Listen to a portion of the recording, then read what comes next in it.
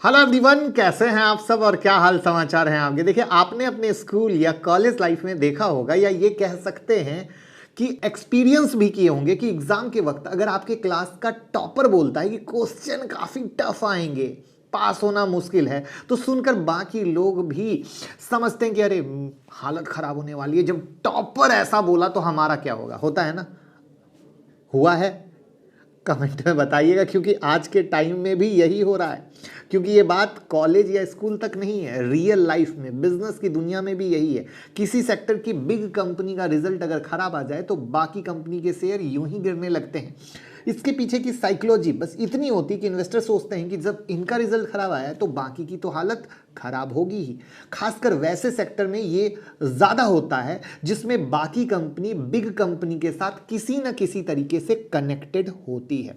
जैसे कि IT sector global IT company के साथ Indian IT company strategic partnership करते हैं। तो ये बिल्कुल नॉर्मल है, जब भी कोई कंपनी अपने कंट्री से बाहर बिजनेस एक्सपेंड करता है तो उस कंट्री के कंपनी के साथ टाई अप करता है।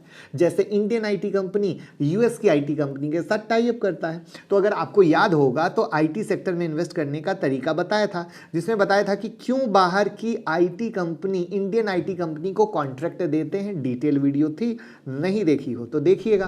आप लोग बहुत परेशान हैं कि सर रात के 8:30 बजे के शो में आजकल सिर्फ आप कंपनी एनालिसिस कर रहे हैं, स्टॉक के लेवल नहीं दे रहे हैं। तो दोस्त, वो अब मिल रहा है टेलीग्राम में, लिंक डिस्क्रिप्शन में है, जुड़ जाइए, रोज पैसे कमाओ, टेलीग्राम ज्वाइन करो, लिंक डिस्क्रिप्शन में। बाकी सब फर्जी है, बहुत सारी टेलीग्राम मेरे नाम से, बिटकॉइन, ये कॉइन, वो कॉइन और पता नहीं क्या क्या। तो जो लिंक डिस्क्रिप्शन में है सिर्फ वही ओरिजिनल है, बाकी सब फर्जी है, याद रखिएगा। यूएस की आईटी कंपनी अपने काफी काम को आउटसोर्स करता है, मतलब दूसरी आईटी कंपनियों से करवाता है, जिससे अगर यूएस की आईटी कंपनियों का रिजल्ट खराब आता है तो यह माना जाता है कि इंडियन आईटी कंपनी पर निगेटिव इंपैक्ट पड़ सकता है। ऐसा भी हुआ है, जैसे एसेंचर का क्वार्टरली रिपोर्ट आने के बाद आईटी इंडेक्स गिरावट देखने को मिला। चाहे टीसीएस हो, इन्फोसिस हो, सब 4-4, 5-5% गिरे हैं। 14 दिसंबर से 19 दिसंबर तक ये हाल रहा है आईटी कंपनी का। तो सवाल यह है कि आखिर गिरावट क्यों हुई? क्या आईटी सेक्टर से दूर रहना चाहिए? क्या आईटी में और गिरावट आएगा? और साथ में वैसे स्टॉक के नाम जो आपको धमाकेदार रिटर्न दे सकते हैं मिड कैप से कुछ सालों में। इसलिए वीडियो को लास्ट तक देखिएगा, बिग आई ओपनर वीडियो है, क्योंकि अभी मीडिया में लगातार चल रहा है भैया आईटी स्टॉक खतरे में, ऐसा न्यूज वैसा न्यूज, तो बोनस भी मिलेगा। तो लास्ट तक देखते हैं। तो मैं मुकुल अग्रवाल आपका आप ही के यूट्यूब चैनल में स्वागत करता हूं, और जो भी नए लोग चैनल को सब्सक्राइब कर लीजिए और बेल आइकॉन हिट कर लीजिए। साथ में मैं बता दूं कि भैया 25 दिसंबर से शुरू होने जा रहा है स्टॉक मार्केट मास्टर क्लास, जहां सिखाने वाले हैं एक ऐसी स्ट्रेटजी जिसमें एक ट्रेड से 8-8% का रिटर्न ले सकते हैं। साथ में क्रिसमस का महाधमाका ऑफर जो साल में एक बार आता है। साथ में बेसिक से एडवांस तक कोई भी सीख सकता है। और आप हैं बिजनेसमैन और जॉब वाले, दिन भर बच्चों की तरह मार्केट देख नहीं सकते, आपको 1 घंटे के समय में मिलता है जिससे आप कमाएं और बाहर चले जाएं। तो हम आपको ऐसा सिखाने वाले हैं कि भैया रात में स्टॉक सेलेक्ट करो, अगले दिन 1 घंटे काम करो और मार्केट से बाहर जाओ, दिन भर एंजॉय करो, कोई दिक्कत वाली बात नहीं है। तो क्या है स्टॉक सिलेक्शन का राज, किस तरीके से मिलती है हैंड होल्डिंग, सब कुछ आपको यहां मिलने वाली है। तो मौका न जाए, 9708094321 पे कॉल कीजिए, क्योंकि ऑफर है लिमिटेड पीरियड के लिए। ऑफर बंद हो जाएगा तो ऐसा ऑफर मिलेगा नहीं, वो स्ट्रैटेजी मिलेगी नहीं। तो याद रखें, क्लास हिंदी में होती है, मोबाइल से भी ले सकते हैं और कोई भी सीख सकता है। तो सबसे पहले हम लोग देखते हैं कि एक्सेंचर है क्या, कौन सी कंपनी है जिसका रिजल्ट इतना इंपॉर्टेंट और जानना जरूरी है। तो भैया ये जो एसेंचर है दुनिया की टॉप 3 आईटी कंपनी में से एक है। माइक्रोसॉफ्ट, आईबीएम के बाद इनका नाम आता है। फॉर्च्यून 500 की ये कंपनी है। Technology strategy, corporate strategy, operational strategy के लिए आर&डी, टेक्नोलॉजी इंप्लीमेंट और टेक्नोलॉजी लेबोरेटरी की सर्विस प्रोवाइड कराती है। मुझे पता है थोड़ा टेक्निकल ज़्यादा हो गया है, मगर आपको इन सब पे ध्यान देने की ज़रूरत बिल्कुल नहीं है। बस इतना समझिए, बहुत बिग कंपनी है, राइट। जैसे हमारी इंडियन आईटी कंपनी में आप टीसीएस, इन्फोसिस को बिग बोलते हो, वैसे ही ये एक बिग कंपनी है। तो अब तक तो हमें ये पता चल गया कि एसेंचर से हमारे इंडियन आईटी कंपनी को कॉन्ट्रैक्ट मिलता है। तो इससे ये भी पता चलता है कि अगर एसेंचर का रिजल्ट खराब आया तो इंडियन आईटी कंपनी पे निगेटिव इंपैक्ट पड़ सकता है। यहां तक क्लियर होगा। तो अब एसेंशियल की रिपोर्ट बहुत बड़ी है, अगर मैं उसको बोलना चालू करूं तो वीडियो भी कम पड़ जाएगी, तो मैं आपको भाई वाली बात, मैंगो पीपल वाली बात करूंगा जिससे आपको समझ में आए। तो एसेंशियल का रेवेन्यू में सिर्फ 5% का ग्रोथ आया है यूएस डॉलर टर्म में, जो अगले क्वार्टर में भी प्रोजेक्ट इनफ्लो में एक्सपेक्टेड ग्रोथ कम है। जब प्रोजेक्ट नहीं मिलेंगे तो कंपनी का रेवेन्यू कम होगा, और जो प्रोजेक्ट इंडियन कंपनी को आउटसोर्स करता है वो भी कम होगा, जिससे इंडियन कंपनी का भी रेवेन्यू डाउन होगा। यह है पैनिक की वजह। दूसरा वजह है एक्स्ट्रा हायरिंग। कोरोना के वक्त टेक्नोलॉजी सर्विस में काफ़ी अच्छा डिमांड आया था, जिसको पूरा करने के लिए आईटी कंपनी ने काफ़ी हायरिंग की। मगर अब आफ्टर कोविड लोगों की स्पेंडिंग प्रायोरिटी चेंज हो गई। पहले लोग बस घर में बैठे थे तो सारा काम घर से, तो आईटी सर्विस का इस्तेमाल कर रहे थे, बट अब ऑफिस से काम हो रहा है। तो कोविड के वक्त लैपटॉप सॉफ्टवेयर बाय कर रहे थे, अब व्हीकल और कैब सब्सक्रिप्शन बाय कर रहे हैं। तो यानी क्या हुआ, चेंज इन बिहेवियर आया। इससे क्या हुआ, आईटी सर्विस की डिमांड कम हुई, जिससे आईटी कंपनी ने जो हायरिंग किया था उसको प्रॉपर यूटिलाइज नहीं कर पा रही। और यही वजह है कि लगातार जॉब कट, ले ऑफ जैसी न्यूज आप लगातार सुन रहे हो।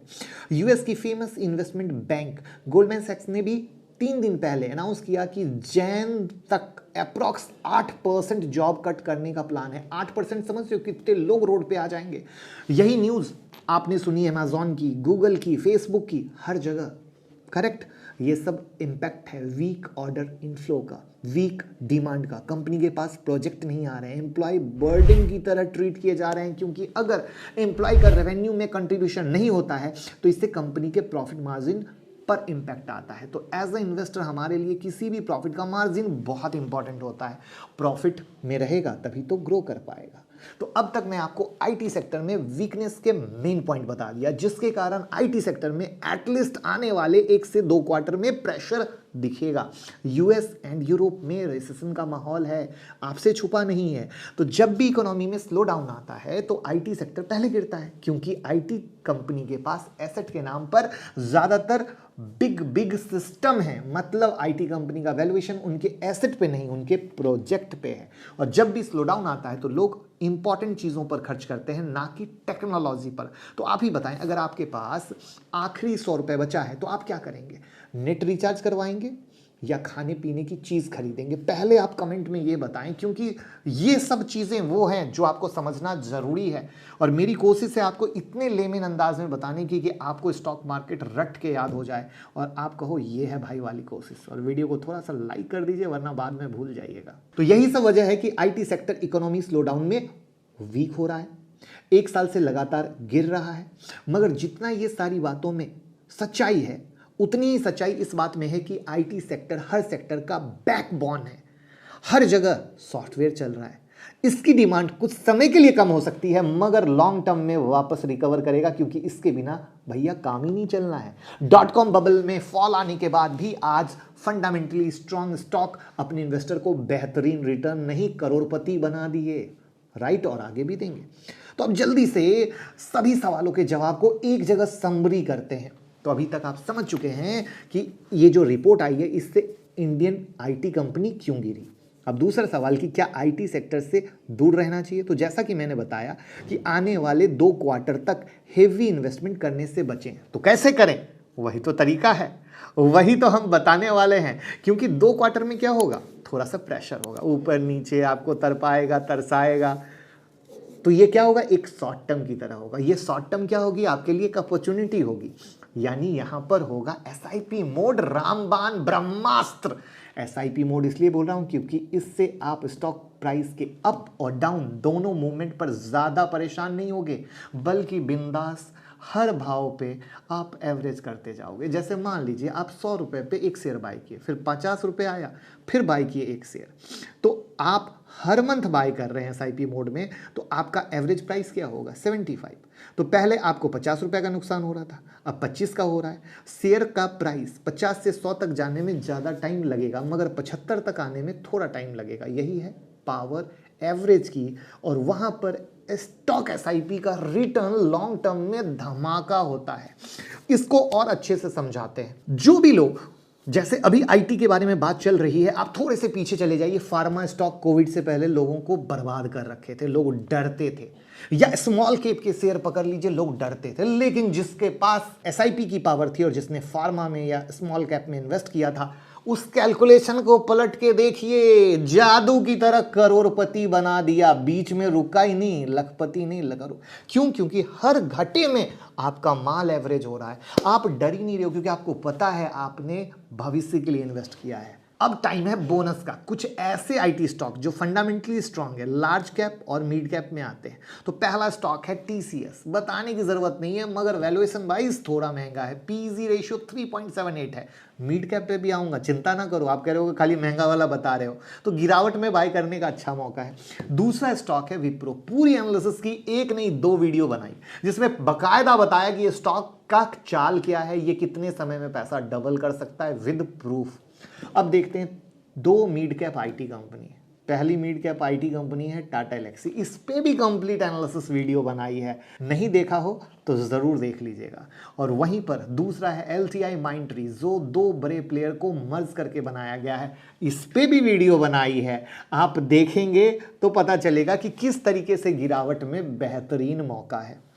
तो ये थी 2 लार्ज कैप 2 मिड कैप की कंपनियां जो रिटर्न छप्पर फाड़ के आपको देंगी। तो यानी आपने समझा, ये जो गिरावट है सिर्फ एक शॉर्ट टर्म की कहानी है, लॉन्ग टर्म की कहानी कहीं नहीं है, क्योंकि इंसान आईटी के बिना रह ही नहीं सकता है, टेक्नोलॉजी के बिना रह ही नहीं सकता है। तो वहां पर ऐसे गिरावट में हमें अंडर वैल्यू स्टॉक को देखना है, और अंडर वैल्यू स्टॉक को अगर हमने सही तरीके से पकड़ लिया तो रिटर्न राजधानी एक्सप्रेस नहीं, बुलेट ट्रेन बनने वाला है। तो क्या आप मानते हो आने वाले समय में आईटी सेक्टर बुलेट ट्रेन की तरह रिटर्न देगा? और सच में अगर एसआईपी किया जाए तो ये जो पुराने समय वाला स्मॉल कैप था या पुराने समय वाला फार्मा था, उसने जिस तरीके से लोगों को मजा दिया, ये भी मजा देगा। तो ये थी भाई वाली कोशिश। वीडियो को लाइक कमेंट शेयर कर दीजिएगा, उसमें कोई कंजूसी मत कीजिएगा, और लिंक डिस्क्रिप्शन में है। डीमैट ट्रेडिंग अकाउंट ओपन करके प्यार दीजिए, स्पेशल टेलीग्राम में ऐड कर दिया जाएगा।